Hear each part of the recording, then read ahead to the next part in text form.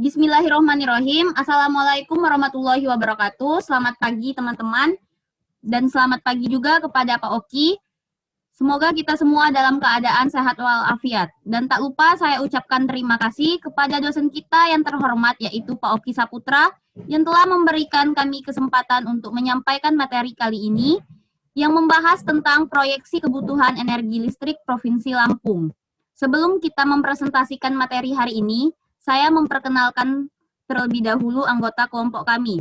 Putri Sari, saya sendiri, Rifki Saputra, Reza Ramadan, Arahman Halidi, Royan Zulfikri, dan Alfat Wanda. Untuk presentasi pertama saya, persilakan kepada Reza Ramadan.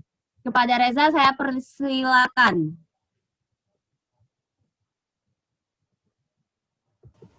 Baik, apakah slide-nya bisa diputar ke bab 1 pendahuluan dulu? Oke, terima kasih kepada moderator. Pertama, saya akan menjelaskan tentang pendahuluan, yaitu energi listrik merupakan salah satu aspek terpenting dalam perkembangan suatu wilayah. Perkembangan suatu wilayah dapat dilihat dari pembangunan yang berkelanjutan dan diiringi oleh kemajuan teknologi yang cukup besar. Dalam wilayah yang sudah maju, peningkatan taraf hidup masyarakat akan semakin tinggi yang diikuti dengan menggunakan teknologi yang juga semakin meningkat. Berbagai macam peralatan teknologi diciptakan untuk membantu masyarakat dalam mencukupi kebutuhan sehari-hari, sehingga berimbas pada penggunaan energi listrik oleh masyarakat yang mengalami peningkatan cukup signifikan. Hal tersebut ditandai dengan banyaknya peralatan elektronik yang dimiliki oleh masyarakat dan bertambahnya peralatan elektronik baru yang diciptakan.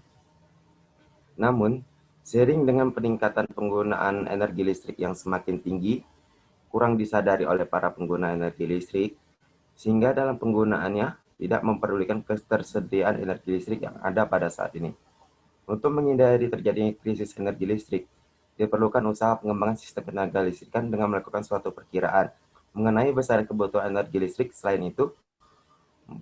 Untuk meniadakan defisit operasi dapat dilakukan melalui penyusunan tarif dasar listrik secara regional sehingga kelangsungan suplai energi listrik dapat terkendali. Nah, untuk bab selanjutnya yaitu tentang metode penelitian akan dilanjutkan oleh teman saya. Silakan kepada Rifki Saputra. Baiklah, terima kasih waktunya. Saya Muhammad Rifki Saputra. Di sini saya akan menjelaskan tentang metode penelitian. Pada penelitian ini digunakan metode perkiraan dengan pendekatan ekonometrik dengan perhitungan kebutuhan ekonomi berdasarkan konsumsi energi per sektor yang dikonversi dari data hasil pembelajaran ekonomi. Perangkat lunak yang kami gunakan berupa aplikasi LIP. Next.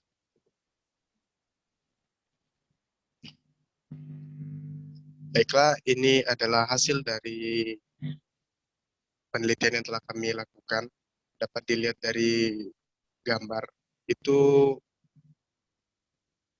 kami memperkirakan pertumbuhan jumlah pelanggan persektoral baik dari sektor rumah tangga, sektor bisnis, sektor publik maupun sektor industri.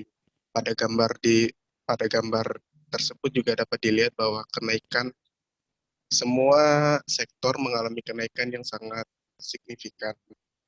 Baik, next.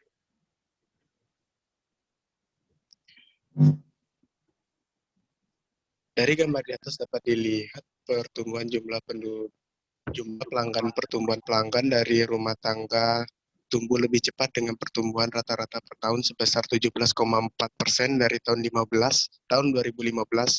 dengan jumlah 80.000 pelanggan menjadi 340.000 pelanggan pada tahun 2025.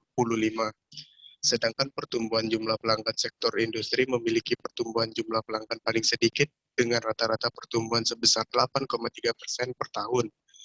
Jumlah pelanggan industri tahun 2015 sebanyak 18 pelanggan, tumbuh menjadi 42 pelanggan pada tahun 2025. Perhitungan proyeksi konsumsi energi listrik dilakukan dengan memperkirakan konsumsi energi listrik per sektoral baik sektor rumah tangga, bisnis, publik, maupun industri. Baik, untuk slide selanjutnya saya persilakan kepada Rahman. Baik, terima kasih kepada Rifki Saputra. Di sini saya akan menunjukkan, ini adalah gambaran konsumsi energi listrik atau proyeksi gambaran konsumsi energi listrik per sektor, mulai dari rumah tangga, bisnis, publik, dan industri.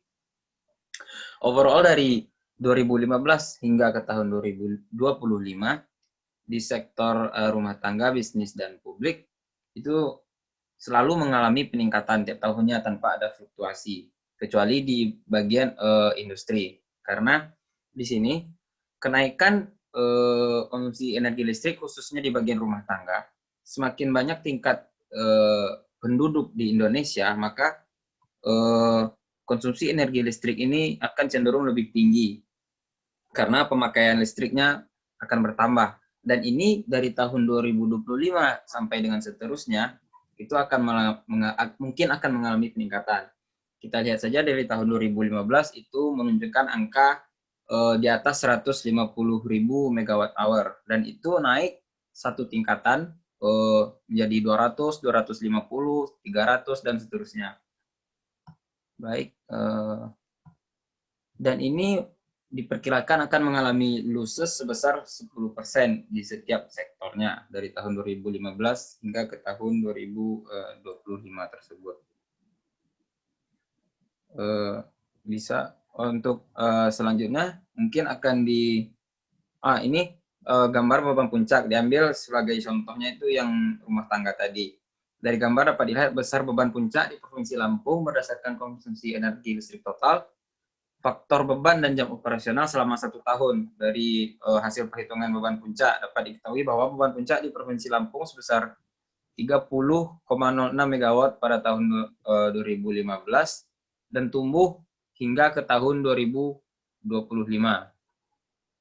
Baik, untuk selanjutnya saya kembalikan ke moderator sebagai kesimpulan. Terima kasih kepada Araman Halidi karena telah memberi saya kesempatan untuk menyimpulkan presentasi pada hari ini. Kesimpulannya yaitu pertama, berdasarkan perhitungan dan analisis dari proyeksi kebutuhan energi listrik tahun 2015 hingga 2025 pada Provinsi Lampung dapat disimpulkan sebagai berikut.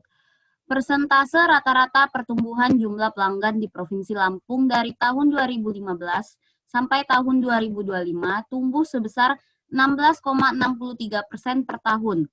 Pertumbuhan kebutuhan energi listrik dengan asumsi losses 10% adalah 14,15% per tahun dengan besar kebutuhan energi tahun 2015 sebesar 234667,5171 megawatt hour tumbuh menjadi 863877,2114 megawatt hour tahun 2025.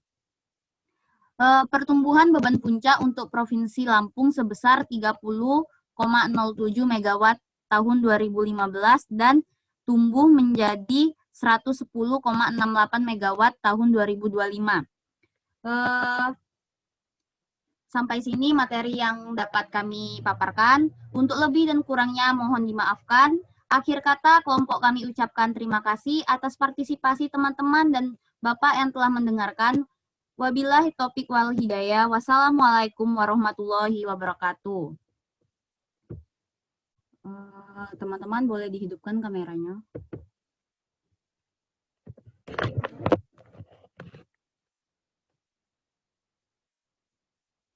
Reza.